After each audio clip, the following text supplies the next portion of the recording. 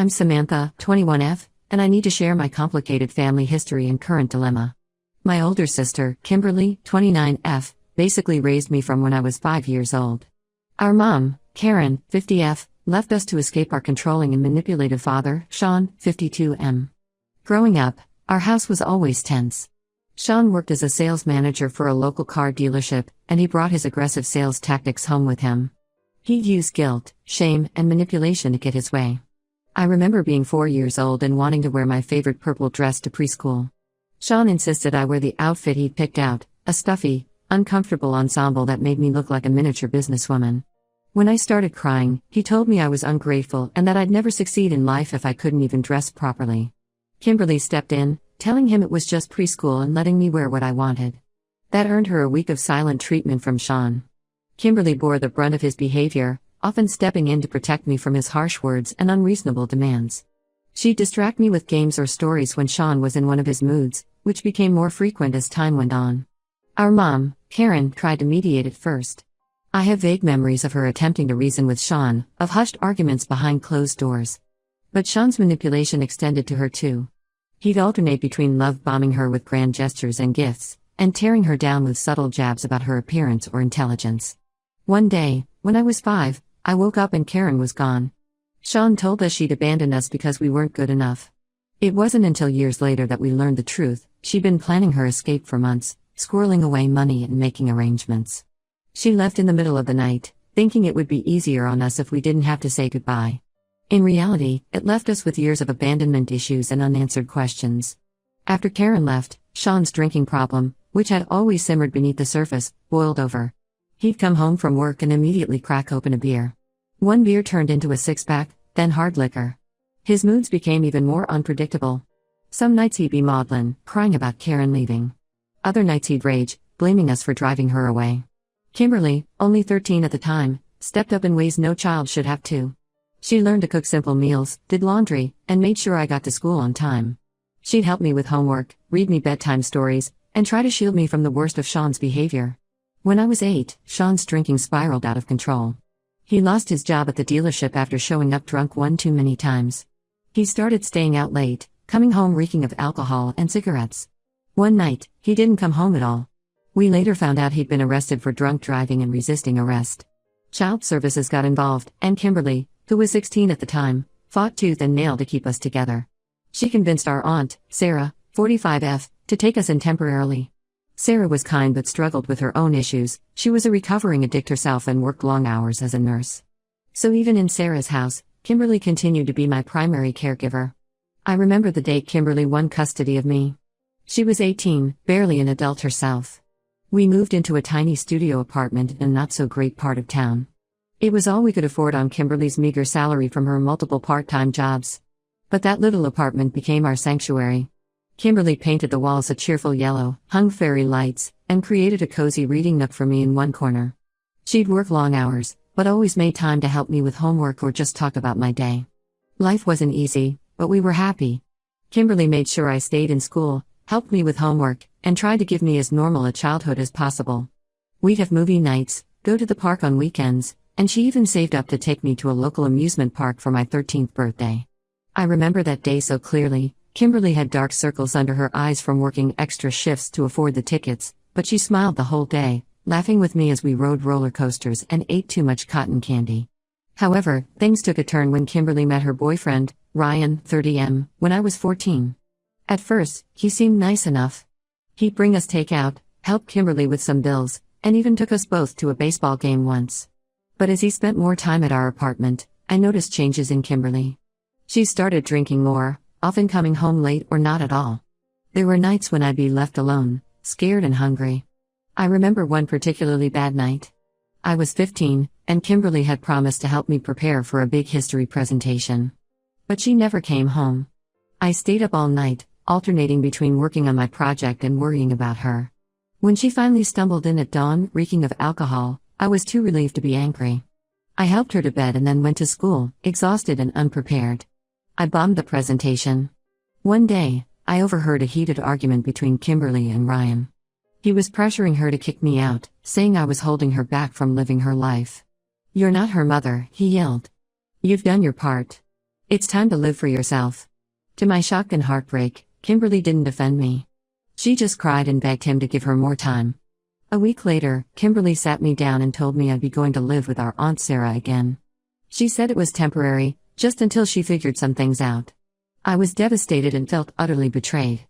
The sister who had always protected me, who had fought so hard to keep us together, was now choosing her boyfriend over me. Living with Sarah wasn't terrible, but I missed my sister desperately. Sarah tried her best, but she worked long hours and was often too tired to do much more than ensure I was fed and had clean clothes. Months went by with only sporadic texts and calls from Kimberly. Each time, she'd promised to visit or to bring me home soon, but it never happened. Then, on my 15th birthday, I received a bombshell of a message. Kimberly told me she'd been in contact with our mom, Karen, for years. Apparently, Karen had been sending money to help support us, and now she wanted to reconnect. The betrayal I felt was indescribable. All those years of feeling abandoned, of wondering why our mom had left us, and Kimberly had known where she was? I felt like my whole world had been built on lies. In a fit of anger, I blocked both Kimberly and Karen's numbers. For the next 3 years, I focused on school and building a life for myself. I got a part-time job at a local bookstore, joined the debate club, and tried to move past the hurt. Sarah, despite her flaws, was supportive and gave me the space I needed to heal. She never pushed me to reconnect with Kimberly or Karen, but always left the door open if I wanted to. I threw myself into my studies, determined to win a scholarship to college. Late nights of studying, weekends spent on extra credit projects, and summers filled with advanced courses paid off. I graduated high school as valedictorian and won a full ride to a good state university. Now, at 21, I'm in my 3rd year of college, majoring in psychology with a minor in social work. I've made good friends, joined a support group for people from dysfunctional families, and even started dating a kind, understanding guy named Alex, 22M. Last week, I ran into Kimberly at a local coffee shop. It was awkward and tense. She looked different, older, tired, but somehow more put together than I remembered. She asked if we could talk. She said she's no longer with Ryan, has been sober for 2 years, and wants to rebuild our relationship. Part of me misses my sister terribly and wants to give her another chance. I remember the Kimberly who raised me, who sacrificed so much to keep us together. But another part of me is still angry and hurt by her choices. The abandonment, the lies about our mom, choosing Ryan over me, it's a lot to forgive. I don't know if I can trust her again or if I even want to try. What if I let her back in and she hurts me again? But what if this is our chance to heal and have the relationship we used to have? I'm torn between my lingering love for my sister and the need to protect myself from further hurt. Am I wrong for being hesitant to let Kimberly back into my life? Should I hear her out, or continue to keep my distance? Update 1, it's been a month since my original post, and a lot has happened. I want to thank everyone for their advice and support. After much consideration and encouragement from my boyfriend Alex and my therapist, I decided to meet with Kimberly to hear her out. We met at a neutral location, a quiet park near my college campus. As I waited on a bench by the duck pond, I felt a mix of anxiety and anticipation. When Kimberly approached, I barely recognized her. She looked healthier, more put together than I remembered. Her hair was neatly styled, and she wore a simple but professional outfit, a far cry from the disheveled, party girl look I remembered from our last encounters. As soon as she saw me, her eyes welled up with tears, but she respected my wishes to keep some physical distance between us. We sat on opposite ends of the bench, the space between us a physical representation of the emotional chasm we needed to bridge. Kimberly started by apologizing profusely for her past actions. Her voice shook as she spoke, and I could see the genuine remorse in her eyes. She admitted that getting involved with Ryan was the biggest mistake of her life. She explained how he had slowly isolated her from friends and family, encouraged her drinking, and manipulated her into prioritizing him over everything else, including me. She told me about the night she decided to send me to live with Aunt Sarah. Ryan had come home drunk and angry, ranting about how I was ruining their lives. He'd thrown a bottle against the wall, shattering glass everywhere. Kimberly said she realized then that our home wasn't safe for me anymore, but instead of leaving Ryan, she convinced herself that sending me away was the best solution. After I left, things with Ryan got worse. He became physically abusive, and Kimberly fell deeper into alcoholism. She lost her job, then their apartment. For a while, they lived out of Ryan's car, bouncing between friends' couches and cheap motels. It wasn't until she ended up in the hospital after a particularly bad fight that she finally found the strength to leave him. A kind nurse helped her check into a rehab facility, where she spent 3 months getting sober and starting to deal with her trauma. Since then, Kimberly has been rebuilding her life piece by piece. She's been working as a paralegal for the past year and is slowly saving up to go back to school. She's also been attending AA meetings regularly and seeing a therapist to work through her issues. Then came the part I was most anxious to hear about, our mom. Kimberly broke down as she told me the full story. Apparently, Karen had been trying to escape our father for years before she finally left. She was scared that if she took us with her, Sean would hunt her down. So she left us behind, thinking we'd be safer with him than on the run. Karen had reached out to Kimberly when she turned 18, offering financial support. Kimberly said she was angry at first but eventually accepted the help to provide for me. She kept it a secret because she was afraid I'd want to leave her for our mom, whom she still didn't fully trust. Kimberly also shared some of Karen's story. After leaving us, Karen had moved across the country, changed her name, and slowly built a new life for herself. She'd gone back to school, become a teacher, and even remarried. But she never stopped thinking about us and trying to find a way to make amends. Hearing all this was overwhelming. I had to take a few days to process everything. Part of me understands the impossible situations both Kimberly and Karen were in, but another part still feels betrayed. The rational side of me knows that trauma and abuse can make people make desperate choices, but the emotional side still hurts from the abandonment and lies. After a week of reflection and a long session with my therapist, I decided to take small steps towards rebuilding our relationship. Kimberly and I have agreed to meet once a week for coffee. We're also going to start attending family counseling together. I've made it clear that I'm not ready to fully trust her yet, but I'm willing to try.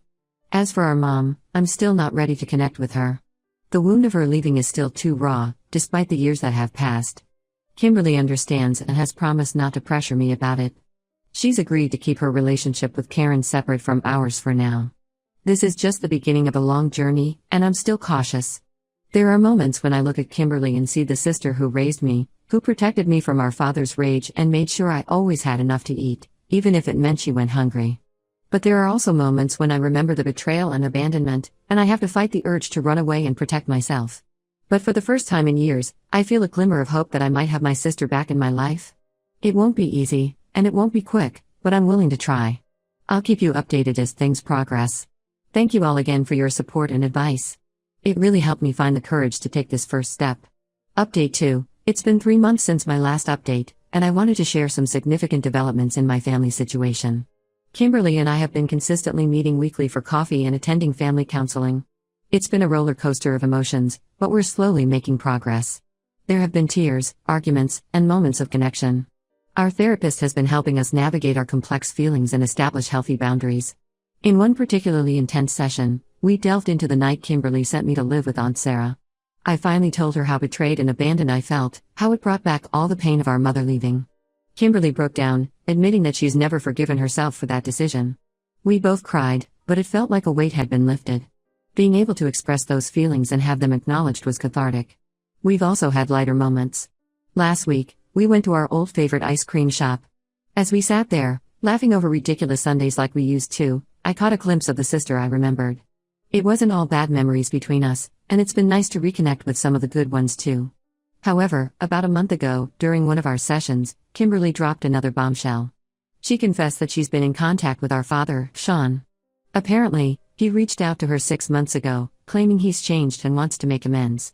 I was furious. The thought of Sean being back in our lives filled me with anxiety and dread. I stormed out of the session and didn't speak to Kimberly for a week. During that week, I had nightmares about Sean. In one, I was a child again, cowering as he loomed over me, his words cutting deeper than any physical blow could. When I finally calmed down enough to hear her out, Kimberly explained that she hadn't told me immediately because she wanted to verify Sean's claims first. She'd been cautiously communicating with him, and even met him once in a public place with her sponsor present. According to Kimberly, Sean has been sober for 2 years. After hitting rock bottom, losing his job, his home, and ending up in jail for a DUI, he finally sought help. He's been attending AA meetings, seeing a therapist, and trying to turn his life around.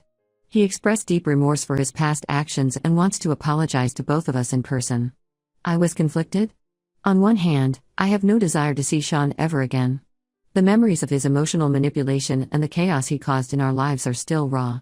I remember the constant fear, the walking on eggshells, never knowing what would set him off. On the other hand, a tiny part of me is curious about whether he's truly changed. And an even smaller part, a part I'm almost ashamed to admit exists, still yearns for a father's love and approval. After much deliberation and discussions with my therapist, I've decided not to meet Sean, at least not now. I told Kimberly that while I respect her choice to have a relationship with him if she wants, I'm not ready for that step. She understood and promised to respect my decision. This situation has brought up a lot of unresolved feelings about our childhood. I've started individual therapy to work through these issues, which has been challenging but helpful. I'm learning to recognize the ways our upbringing has affected my relationships and behavior patterns. As for my relationship with Kimberly, we're still working on it. There are good days and bad days.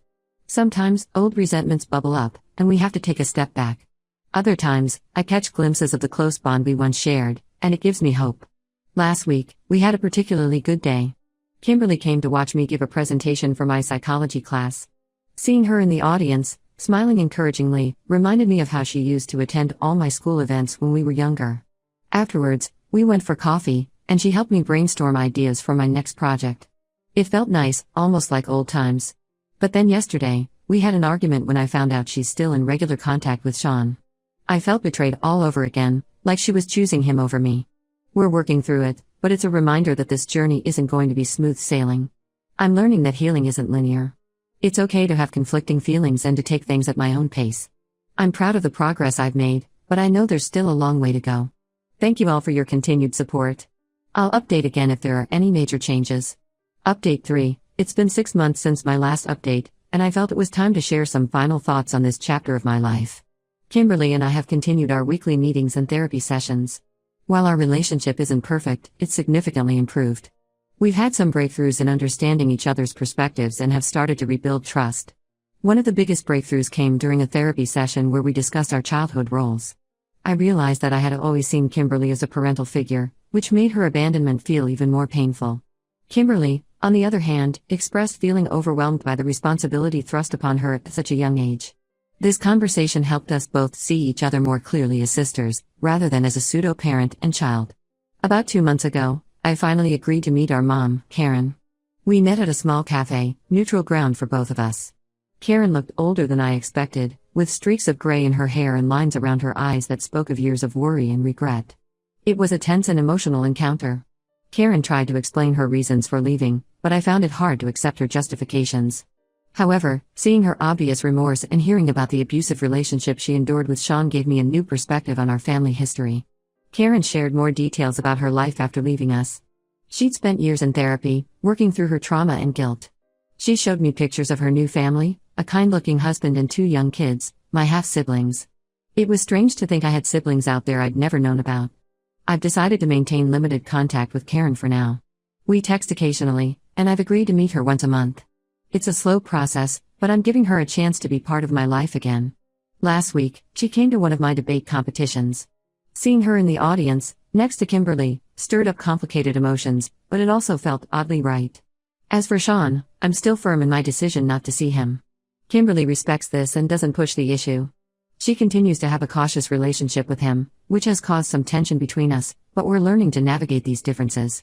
I've made it clear that I don't want to hear updates about him unless it directly affects my safety. The biggest change has been in my own personal growth. Through therapy and self-reflection, I've come to terms with a lot of my childhood trauma. I'm learning to set boundaries, express my feelings healthily, and prioritize my own well-being. I've realized that it's okay to love my family while also protecting myself from potential harm. I've also made some positive changes in my life. I've joined a support group for adults from dysfunctional families, which has been incredibly helpful. Hearing others' stories and sharing my own has been both healing and empowering. I'm excelling in my studies and have even started interning at a local counseling center, which has reinforced my desire to pursue a career in psychology. My relationship with Alex has grown stronger through all of this. His unwavering support and understanding have been a constant source of comfort.